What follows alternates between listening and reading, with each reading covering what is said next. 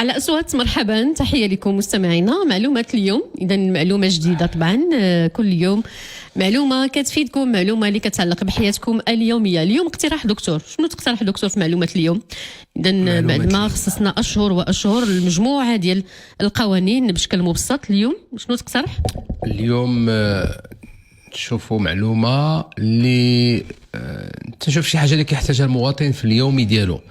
طيب بزاف ديال الناس كيتسائلوا واش الدركي او الشرطي من حقه يوقفك وانت في السياره وملي كتكون السياره ماشي ديالك ويقول لك واش عندك وكاله ديال مول السياره باش تسوق هذه السياره، واش عندك وكاله؟ الجواب لا، ماشي من حقه. انت حر، اي نعم السياره هي منقول لها نظام قانوني خاص و الملكية كنثبتوها بالبطاقة الرمادية، ولكن ملي كتكون انت في واحد السيارة كتسوقها وعندك البطاقة الرمادية في اسم شخص آخر، هذا ما تعنيش على أنك سارق، لأنه إذا مشى وقف وقال لك أرى الوكالة، هذا كيشكك في أنك تتسوقها بطريقة قانونية وبالإذن ديال صاحبها.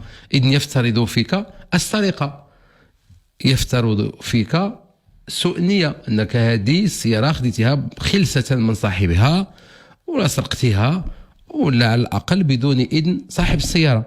ولكن العكس هو اللي صحيح، أن قرينة البراءة، ما عندنا حتى شي شكاية ضد هذا السائق، ما عندنا حتى شي شكاية اللي فيها المعلومات كتتعلق بهذه السيارة، رقم اللوحة، العلامة ديال السيارة أو الشكل ديال السيارة، لون السيارة، ما عندنا حتى شي شكايه في هذا السياق بين السياره مسروقه. اذا ما عنديش الحق نوقف صاحب السياره ونقول له ارى لي الوكاله. هذا تدخل في الحريات، وهذا مساس بالحريات. حريه ماذا؟ حريه التصرف فيما املك كما اشاء. انا كنملك واحد السياره فانا حر نعطيها لهذا ولا نعطيها لهذا ولا نعطيها لهذا، وما محتاجش نعطيه وكاله، سواء خارج داخل المغرب او خارج المغرب.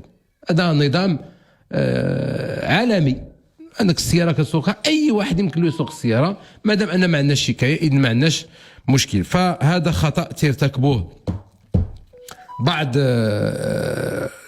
رجال الشرطه، ولكن تنظن هذه استثناءات يعني قليله جدا، ولكن تطرح عليها السؤال يعني ماشي مره ماشي جوج، ولكن قليل بزاف يعني. ولا الدركي توقف صاحب الشاحنه. ايضا الشركه ملي كتعطي الاجير كتعطي واحد السياره عندها حتى هي لاش تعطيه وكاله.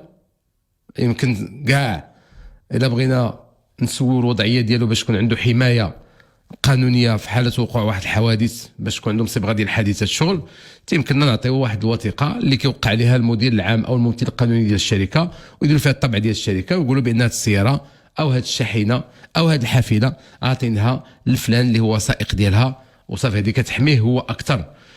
المبدا هو انك حر. اذن الشرطي ولا الدركي ما عندوش الحق يوقفك ويقول لك ملي لقى البطاقه الرماديه في سميت شي شخص اخر وانت اللي كتسوق السياره، ماشي من حقه يقول لك اعطيني الوكاله. اذا شكرا دكتور على المعلومه.